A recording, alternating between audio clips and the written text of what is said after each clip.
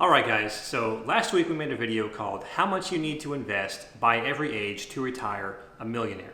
And a lot of you seemed to like it because we got a bunch of comments saying how informative it was. Some of you were bookmarking it to show your kids later and sharing it with your friends. Which was very humbling to read because we put a lot of work and effort into organizing and researching this video, a lot more than usual. Yeah. And it was nice to see that that work was paying off. Unfortunately, however, and as a viewer recently pointed out, which we're grateful that you did. Yeah.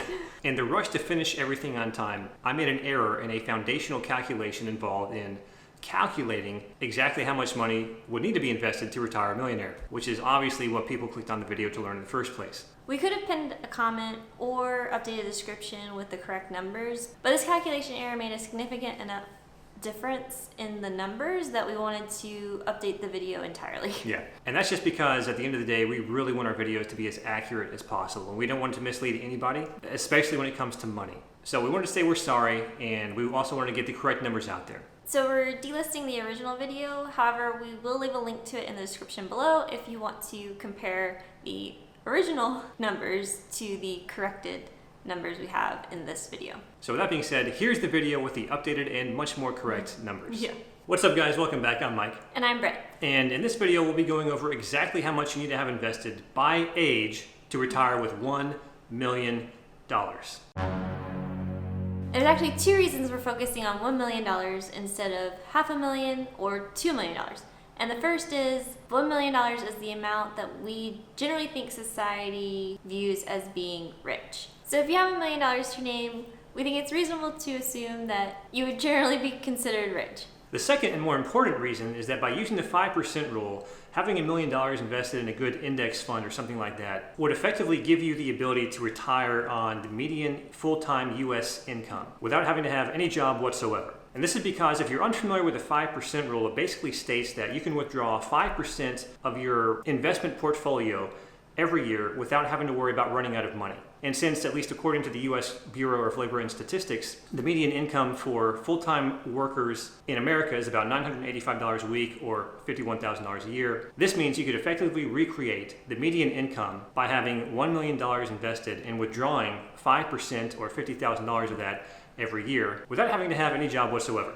This is something Mike and I wish we had known a lot sooner, because if we had, we would have made some very different life decisions in our teens and 20s. Back then we decided it would be a smart idea to accumulate $120,000 of debt before we even got married because, college, and that basically postponed us beginning our lives by about 5 years. That may not seem like a long time, but when it comes to investing, that may mean the difference between having $1 million by the time you retire versus being $500,000 short. This is because the stock market works by what's called compound interest. And the longer compound interest has to work on an investment, the more gains that investment will see over time. And over long periods of time, this can make a huge difference. Yeah. Think of it this way. If you were to invest $1 into something that would double every year, at the end of the first year, you would have turned your $1 into $2.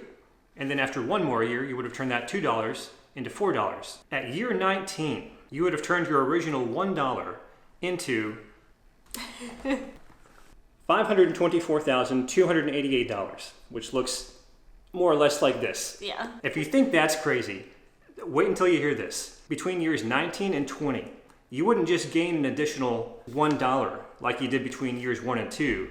You would gain an additional $524,288 because your investment doubles every year. And this is the power of compound interest over long periods of time, and why it's so important to start investing early. It's also the reason why Brit and I have been trying to play catch up so aggressively over the past year with our investment portfolio, because those 5 years cost us a lot. And unfortunately, it seems as though we aren't the only ones in this situation trying to play catch up with our investments. The Federal Reserve Board of Governors released a study in 2019 revealing that over half of Americans ages 55 and up don't even have a net worth of $300,000. We're going to pay more attention to the median net worth column here than we will the average net worth column because, in Brittany's, in my opinion, this is a much better representation of the average person in the US. That's because, if you guys notice, there's a big difference between the median net worth and the average net worth. The average is like, almost all of these brackets, like 4 times as high as the median. If you guys are unaware, the median, just in statistics, the median represents like the 50th percentile. So half the data lies below that, and then the other half of the data lies above that. And so since the average is so much higher than like the 50th percentile, we're thinking that there's some pretty large net worths in like the top 10 or 20% that's skewing the average that way. The point of all this being that this is a big problem, because if you use the 5% rule on a $300,000 net worth, that only gives you an annual income of $15,000 a year, which is just barely over the poverty threshold of about $13,000 a year. Now, I don't know about you, but we wouldn't be able to retire on $15,000 a year. Which is why it's so important to invest as much as you can, as early as you can, like we mentioned before. Because you could be saving yourself hundreds of thousands or even millions of dollars, and potentially many years of hard work down the line. All right, so now that we know having $1 million invested means we can retire with an annual income of $50,000, let's go over how much we'll need to have invested by age before retirement to get to that point. And before we go any further, it's important to mention a few things. The first being, when it comes to the stock market, nobody can predict the future, and all we can do is just make an educated guess based on history. But it has been true in the past. In spite of all the market crashes and ups and downs, the market overall has gone up over long periods of time. However, different sectors in the market go up at different rates. For the purposes of this video, we're just going to be focusing on the S&P 500. If you're unfamiliar with the S&P 500, it's basically just an index of the top 500 companies in the US by market cap, and is pretty much the gold standard for measuring market performance. The rates at which the S&P 500 has gone up over time varies depending on what year you look at. But since 1926, when it was first started, the S&P 500 has returned on average 10.2% per year. This is the number we'll be using for the calculations in this video. So I'm going to put the formulas that we've used up on the screen. If these make you anxious, don't worry about it. You don't have to know what these mean, but we're just including these in case, the math nerds who follow our channel want to follow along and see the calculations we're doing. Now, the R in this case is the percent, the rate of return that we're using, 10.2%. To be fair, this is a little bit of an oversimplification of things, but this is going to get us very close to the numbers we're looking for. The last thing that we'll say is that the retirement age we're using in these calculations is 59.5. Now, the actual retirement age varies by state, but we're using 59.5 because this is the age at which you can start withdrawing funds from many different retirement accounts, such as a Roth IRA or 401k, without any kind of tax penalty involved in it. All right, so here are the updated and more accurate numbers. So right when you're born at age 0, you would need to invest $3,058.48 to retire a millionaire. And obviously this would have to be your parents doing this because you physically can't. Yeah, so if your parents invested this much money in your name, that's all they'd have to do. If you just let it sit there and grow and grow and grow, by the time you're 59.5, you would be a millionaire. Assuming 10.2% per year, like we explained before. Yeah. All right, at age 5, and of course your parents would still have to invest this much money for you at age 5, you would need $4,975.17. And at age 10, you would need to invest $8,093.01. Yep, we're just going to go up by 5-year increments here. All right, age 15, you would need $13,164.73. And by this point, some places do let you work, so you could actually start helping out and invest on your own. Yep. And at age 20, when you could hopefully start funding your retirement all on your own without your parents, you would need $21,414.80. And by age 25, you would need to invest $34,835.01. Age 30, $56,665.41. And then by 35, it goes up pretty significant amount, $92,176.46. Age 40, we get into the 6-figure range here, $149,941.58. So you can see how the numbers are like exponentially getting larger and larger as we get older and older. Again, just kind of reinforcing the idea that the earlier you can start investing, the better. And by 45, almost 100 grand more, $243,906.91. Age 50, $396,758.41. We're getting up there now. And then by age 55, with just 5.5 years left, you need to invest $645,398.82. And at 59 years old, with 6 months left until retirement, you would need $952,510.55. Okay, again, so all these numbers are just assuming 10.2% per year, good S&P 500 index fund. What we're not considering is inflation. Inflation has more to do with spending power. So if we take $1 million of spending power right now, meaning like the things we can buy with $1 million right now, we're not going to be able to buy what we can buy now with $1 million 59.5 years from now, or 20 years from now, because of inflation. So inflation is going to devalue the value of $1 million. It's still going to be $1 million then, but the spending power of it's going to be decreased. So if we account for that, the average return of the S&P 500 since inception is not 10.2%, but it's really 7.09%.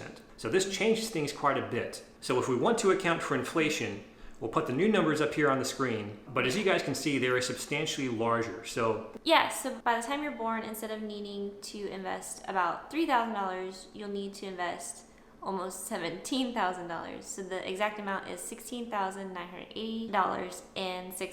Yep. So for the numbers adjusted for inflation, we're just going to go up by 10 years instead of every 5.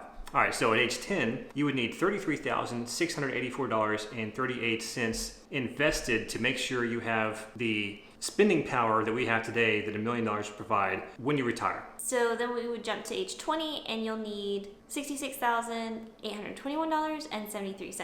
Yep. Age 30, you would need $132,558.29.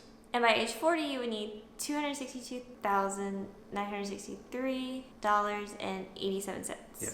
Age 50, $521,657.28. And then by age 59, with just 6 months left to retire, you would need $966,330.17. So the Excel sheet that we're using right now is something that I developed specifically for this video. If you guys want to download it, we'll make it available for free on our website. You don't have to put in your email address or anything like that. But you guys can play around with the interest rate. That'll change the inflation value and the retirement values and everything like that. You guys can play around with this at your will. And we also have it by exact age too, instead of jumping by 5 years. Yeah. So as you guys can see, every year is listed on here, not just every 5. So all this is really important, and it's all something we wish we had known sooner in life. And as we've learned over the past not even 2 years, anything can happen and things can change rapidly. And having a backup plan or something to fall on if, say, you lose your job, you're unable to work, something comes up medically, fill in the blank with whatever it may be, it is nice to be able to have some investments or something to fall back on, which is why that old saying, not having a plan is planning to fail, is so relevant right now. All right, guys, and with that being said, that's going to be it for this video. If you guys watched the original video and also watched this one, you're the real MVP. Yeah, we really appreciate it. We apologize for kind of doing the same video 2 weeks in a row, but like we said before, we really just wanted to get the correct information out as quickly as possible. If you enjoyed this video, again, if you're watching for the first time and also enjoyed it, please give it a huge thumbs up. It helps us out tremendously with the YouTube algorithm. And subscribe for more. You can also follow us on Instagram at It's Mike and Brit. We post there every now and then. Yep. Thanks again. We'll see you next time. Bye.